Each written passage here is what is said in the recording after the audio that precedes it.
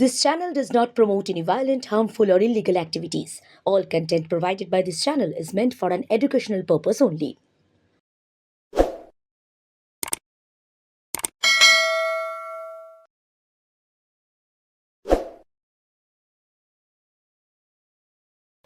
হঠাৎ খবর এলো হেলিকপ্টারটা যাবে না। আমি দেখলাম দারুণ মজার খবর, তো ইলেকশনই শুরু হলো না, তার মধ্যে কনফ্রন্টেশন শুরু হয়ে গেল। কিন্তু ওরা বুঝলো না এটা আমার ভালো হলো। কেন ভালো হলো বলুন তো? কারণ আমি রাস্তায় আস্তে আস্তে আমার সাথে প্রচুর মানুষের দেখা হয়েছে এবং আমি অনেকগুলো এলাকা দিয়ে ঘুরে এসেছি। অর্থাৎ আমার জনসংযোগ তার একটা সুদৃঢ় এবং নিবিড় সম্পর্ক তৈরি হয়েছে। নমস্কার, বিশ্ব বাংলা সংবাদে আপনাদেরকে সকলকে স্বাগত। দেখুন, একটা চক্রান্ত কিন্তু পরিষ্কার হয়ে আসছে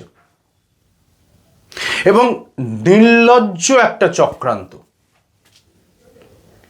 এবং এই চক্রান্তটার পেছনে যে রাজনীতি রয়েছে, এই চক্রান্তটার পিছনে যে রাজনীতি রয়েছে, এই চক্রান্তটার পিছনে যে বিজেপি রয়েছে, এই চক্রান্তটার পিছনে যে বঙ্গ বিজেপির কিছু পৌনে এক নেতা রয়েছে,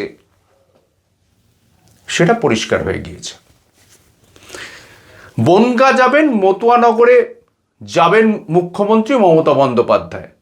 অনেক আগে থেকে নিরাপত্তা এবং যে কিসে যাবেন তার প্রস্তুতি ছিল। তার হেলিকপ্টারে করে ডুমুরজলা স্টেডিয়াম থেকে হেলিকপ্টারে করে তার বনগাঁয় নামার কথা। সমস্ত কিছু আগে থেকে তৈরি।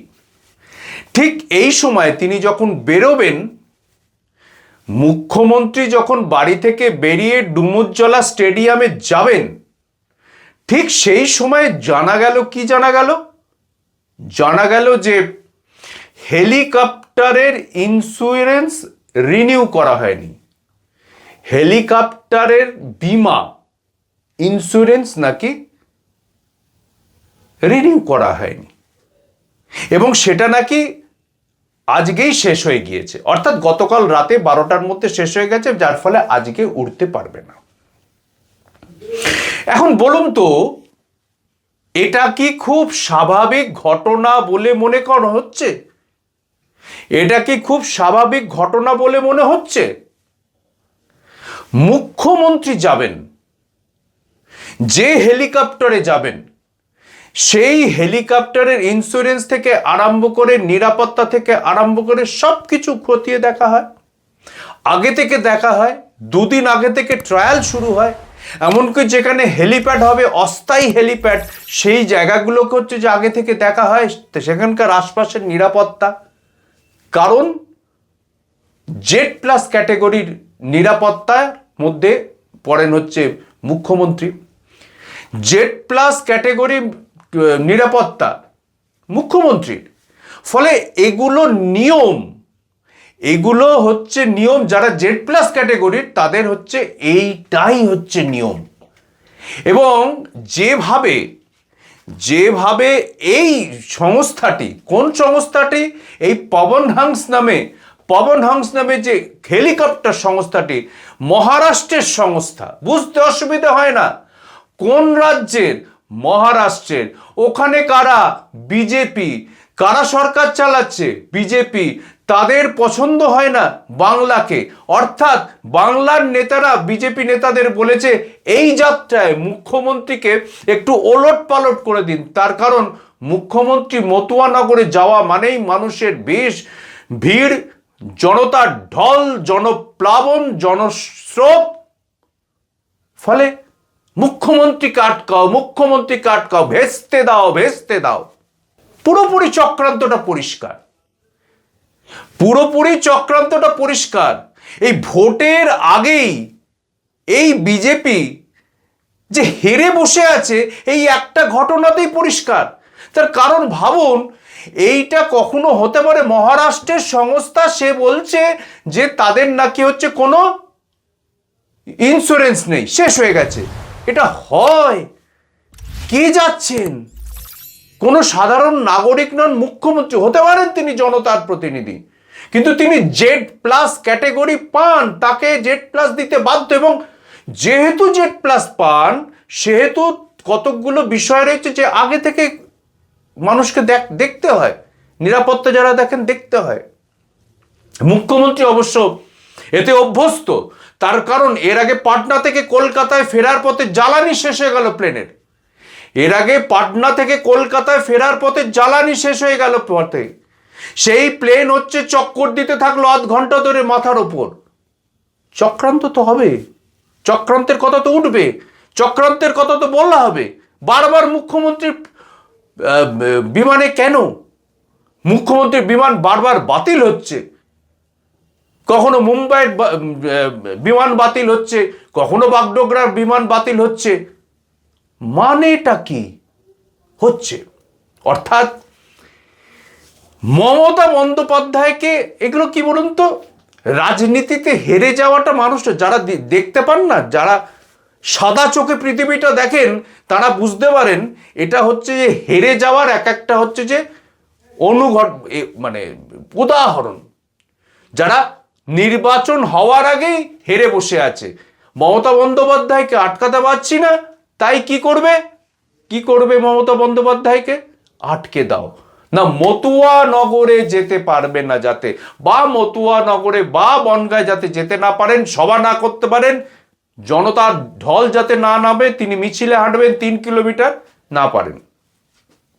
কিন্তু মমতা বন্দ্যোপাধ্যায় যেটা 15 মিনিটে যাওয়ার কথা ছিল, মমতা বন্দ্যোপাধ্যায় সেই পথ 2 ঘন্টায় তিনি হচ্ছে পৌঁছেছেন। কিন্তু জেড ক্যাটেগরিতে বলা হচ্ছে যে তিনি, যারা জেড ক্যাটেগরি, এই দীর্ঘ পথ যাতে হচ্ছে কনভয় নিয়ে না যান, জেড ক্যাটেগরি নিরাপত্তার ক্ষেত্রে এটা নির্দিষ্ট করে বলা হয়েছে যাতে এই দীর্ঘ পথে না যেতে পারেন, যাতে না যেতে হয় যারা জেড ক্যাটেগরি নিরাপত্তা পান।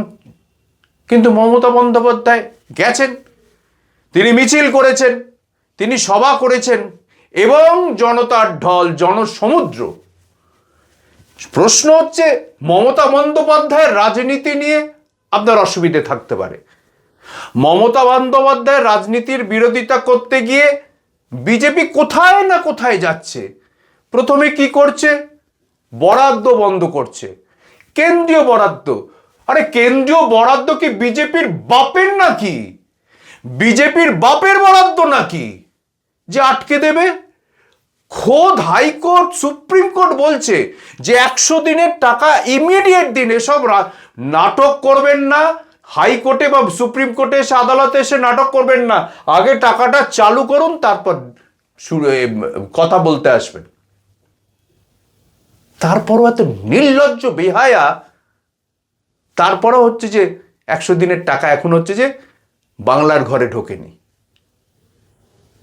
বাংলার মুখোমুখি হতে পারছে না, লড়াই করতে পারছে না, প্রকল্পের টাকা আটকাচ্ছে।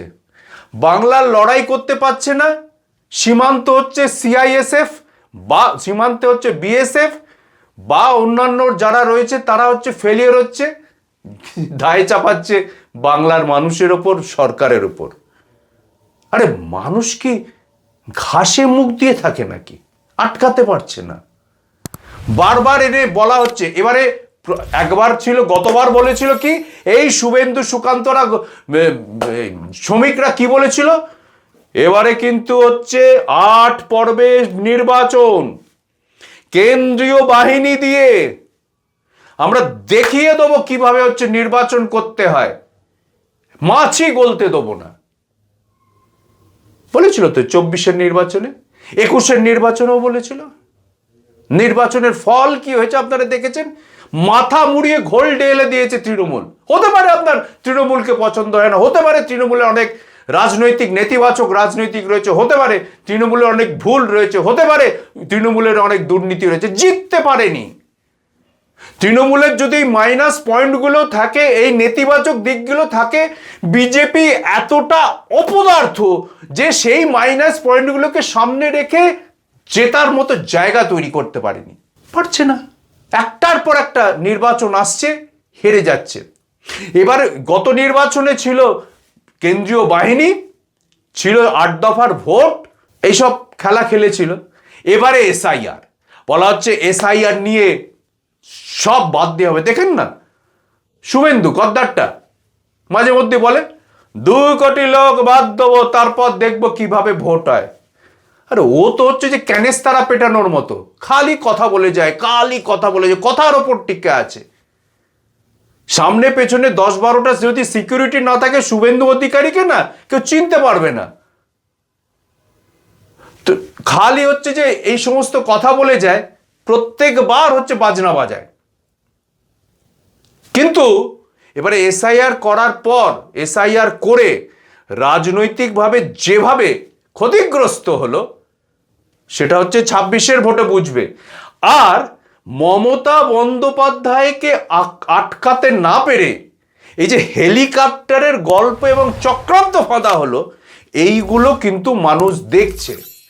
এটা কিন্তু মানুষ যদি ভেবে থাকে, বা বিজেপি যদি ভেবে থাকে মানুষ বুঝতে পারছেন না, কি হচ্ছে বোঝা যাচ্ছে না, আমরা আমাদের হচ্ছে খেলাটা খেলে দিলাম, তাহলে বিজেপি, এই বাংলার বিজেপি কিংবা মহারাষ্ট্রের বিজেপি কিংবা দিল্লির বিজেপি মূর্খের স্বর্গে বাস করছে। এসব চক্রান্ত, এসব বালখিল্য নাটক নির্বাচনে কিন্তু বুমেরাং হয়ে ফিরবে রাজ্য বিজেপির জন্য। দেখতে থাকুন, পড়তে থাকুন বিশ্ব বাংলা সংবাদ। This channel does not promote any violent, harmful, or illegal activities. All content provided by this channel is meant for an educational purpose only.